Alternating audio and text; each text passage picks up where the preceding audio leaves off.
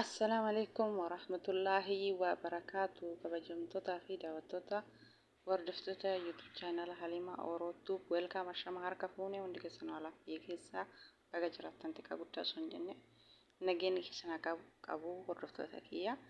Asiin dura roozan komantii kiyya jalatti hordoftoonni kiyya nagaafatanii hedduun keessan komantii jala barreessitanii roozan maal taatee roozan maaliif baddee jettanii hundi keessan nunaa barreessitanii roozan anillee odeeffannoo dhugaan taane odeeffannoo quban qabne haasawuu waan hin barbaanneef isin jala callisee jira. Roozan amma deebitee jirti. Namoonni viidiyoo isii dhageettan jedhee jira waan roozan mudate. Namoonni hin dhageenye immoo dubbachuu hordoftoota kiyya. Anillee roozan nama gaariidha. Roozan baay'ee nama amala qabeettidha. Isiin beeku nam beeytu miidiyaa kanarraa viidiyoo isii hordofuu jammaree waggaa 2 ga'ee jira jechuudha. Akkuma isiin namatti toltuuf akkuma isii jaaladhuuf jechuudha. Rabbiif jecha hunduma keessan isin jaaladha hordoftoota kiyya. Akkuma san roozallee namatti toltii. Akkuma san yeroo hedduu shamarran biyya Arabaa dhiiras ta'e dubartis ta'e namni biyya Arabaa jirtan hundumti keessanuu yeroo hedduu jettee du'aa nuuf gooti. Rabbi du'aa isii irra dhaga'u. Rabbi waa maraa isiif haa laafisuu fi rooza wanti isii mudate eenyumayyuu mudatini. Kuni uuma nama maraa mudatu. Walaakin nu hundi keenya akkuma isiin jette san waan isii mudate kana waan gammachuu arginaa gammachuu isillee gammachuu kenna gaddi isillee gadda kenna alhamdulillah ala kulli haal waan rabbiin fide tokko waan rabbiin dalage tokko waan rabbiin akka ofii fedhe dalaga akka nu feene miti akka nu yaanne miti hundu akka rabbiin fedhe alhamdulillah ala kulli haal. An amma rooza du'aa godhuu fi barbaade akkuma isiin du'aa yeroo hedduu nu gootu maaliif haaluma miidiyaa kanarraa isii hordofee miidiyaa kanarraa wal baranne bakka namatti tolti miskiin roozan jechuudha. Yeroo hedduu waan ofii mana ofii keessatti illee hundumaan isiin nama dhusitu takka hin jiru jechuudha. Waa'ee jireenya ofii waa'ee kaayoo ofii hundi isaa hordoftoota jechuun akka obboleeyyaniitti akka hiriyaatitti akka nama jaalatan bicha mistira itti himatan malee nama hunda mistira itti himatanii isiin akkasitti ilaalti jechuudha. Hordoftoota mara isaatu hordoftoota miidiyaa isii hunduma takka hundumaan isiin dhusitu akka hin jiru jechuudha. Rakkoo isillee gammachuu isillee gaafa sargii isillee gaafa nikaa isillee gaafa ilmoo gara godhattellee viidiyoo waraabdee turte jechuudha. Kanaafuu wanni hunduu alhamdulillah ala kulli haal akka rabbiin fedhe rabbiin yaada muraada isii haa guutuu fi akkuma fayyaalummaa isii akkuma rahmatummaa isii akkuma waan gaarii namni bar waa namaa godhuu qofaa miti afaan gaariin afaa gaarii caalaa jette arsiin mammaayite jechuudha. Kanaafuu afaan gaarii haasaa bareedaa haasaa nama gammachiisaa dubbatti yeroo hedduu jettiin jechuudha. Ani akka kiyyatti wallaahi baay'ee tokkoon jaalladha jechuudha. Jettiin tun baay'ee namatti tolti. Irratti nama amala qabeetti nama gaarii namaati. Tarii namni tokko achuma laalan beeysa badalleen gaariilleen ittoo dhiyaattee hiriyaa taatanii fi hojii nyaattee dhuyitee qofaa miti. Achuma laaltee xiinxallitee nama tokko badhima laaltee beeyta jechuudha. Roozaan namni isiin jaalanne hin jiru jechuudha. Roozaan nama hunda jaalata maashaallah tabaarakallah. Jaalannaan namni hordoftoonni kuma meeqaan laalamaa jirti jechuudha. Rabbi muraada isii haa guutuu fi yaada muraada isii haa guutuu fi Rooza Habiibti viidiyoon kiyya yoo si bira gahe share like godhaa biraan gahaa du'aa godhuu fi barbaade abbaa rabbi irraa dhaga'uun beekanii isin hundumti keessanuu du'aa godhaa fi isin jedha hordoftoota kiyya. Tarii rabbiin nama nuwara hunda fayyadamu kana hunda keessa nama tokko dhaga'uun ni mala. Akkuma isiin du'aa gootuuf nullee du'aa godhuu fi qabnaam jattii tana jechuudha. Fayyaan harka rabbiiti wanna hundaa kana maa kennus rabbii kana marraa fudhatus rabbiidha. Rooza Habiibti abshir homaa miti alhamdulillah ala kulli haal. Rabbiin yaada muraada siif haa guutu fayyaa duuba dhibeen hin jirre rabbi sii haa kennu.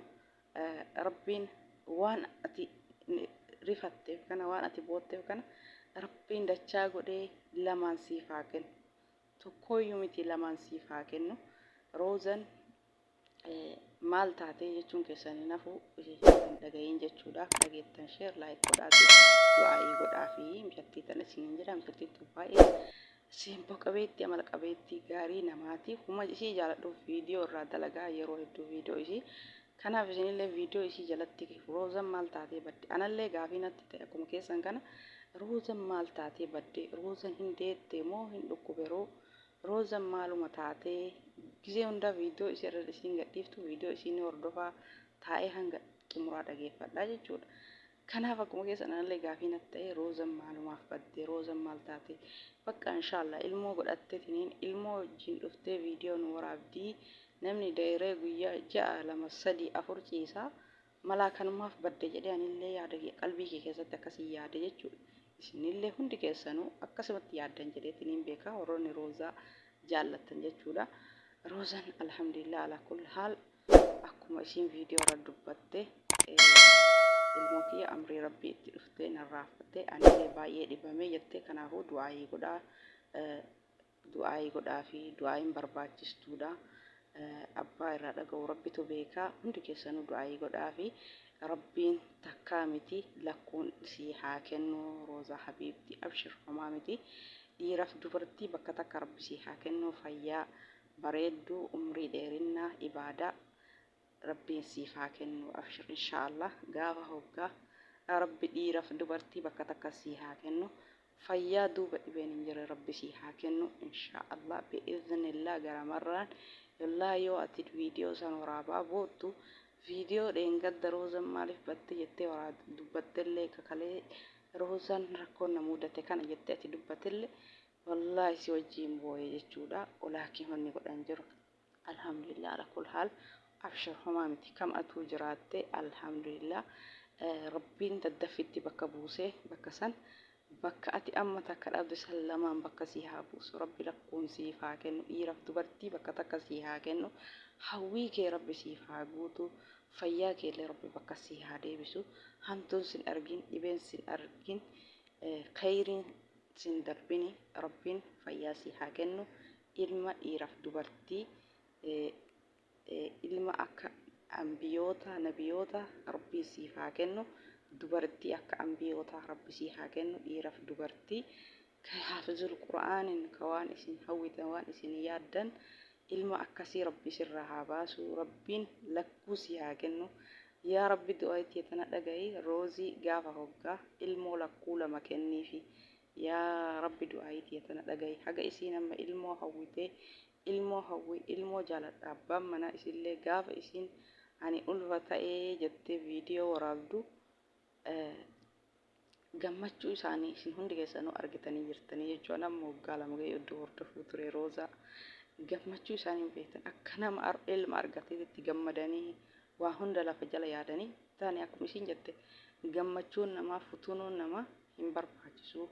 Maaliif rabbiin waan tokko yoo argattan gammadanii likkii hin darbina daangaa hin darbina likkii matti deemaa jedhaan kana ka jedhe rabbitu jedhe anaa miti akkasii inshaallah rabbiin siif abbaa manaa keetillee gaafa hoggaa ilmaan lama dhiiraaf dubartii bakka takka isinii kenneef uma takka dhibeen takka sin argini dhibee takka malee yaaddoo takka malee cinqii takka malee rabbiin gaafa hoggaa ilmaan lama hammattee gammaddee gammachuu kee rabbi nu haa dhageessisu aamin jedhi rooza yoo du'aayin tun si bira geette silleen beeku miidiyaa kana irratti baradhe wama si jaaladhuuf viidiyoo keellee hordofa ammallee wama si jaaladhuuf rabbiif jecha du'aayii si godhee jira inshaallah du'aayin tun sitti hamattantu aamin jedhi rooza habiibti aamin abshir si wajjiin booye jechuudhaanillee maaliif akka ati hawwitee goggaate abbaan manaa keellee hawwee gogga'ee ilmoo argachuuf hawwitan rabbiin hawwii keessan san inshaallah hoggalleen ammaa dhufa du'aayii isinillee godhadha inshaallah nullee hordoftoonni hunduu inshaallah si jaalatanii du'aayii siif haa godhanii hundi keessanuu please roozaa du'aayii godhaa fi gaafa hoggaa rabbiin dhiiraaf dubartii lakkuu bakka haa buusuu fi ilmaan lama jechuudha bakka amma dhabdee gootte kana hoggaa dhufu gammachuu viidiyoo waraabu ilmaan kee wajji rabbi nu haa argisiisu yaa rabbi آمين آمين آمين آمين يا رب ستة بيتي قافة هقا روزا أبا منا إسي وجيد إلمان إيرا في كأكا كأكا حمزة كأكا فاطمة akka nabiyoota ambiyoota rabbii sirra haa baasu dhiiraaf dubartii bakka takka argadhe hordoftoota kiyya gammade du'aa'ii milkaa'e alhamdulillahi jettee gammachuu ijoollee kee wajjin viidiyoo waraabuu rabbi nu haa argisiisu.